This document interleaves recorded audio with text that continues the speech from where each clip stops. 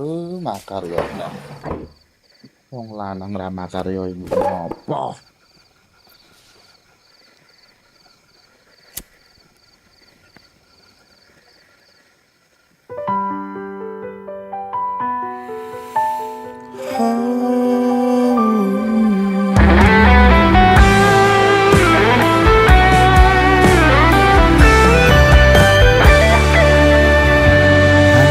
Lanang kudu iso nyangga abote ndonga kabeh ora ngandalke wong tuwa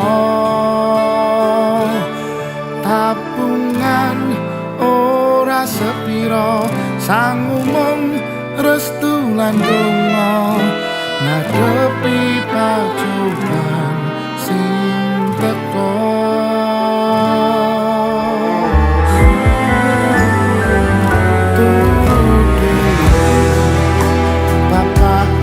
Carangan jani lilir tengah wengi bapak turun kali saya ngerti apa te golek rezeki sing halal sing iso berkahi.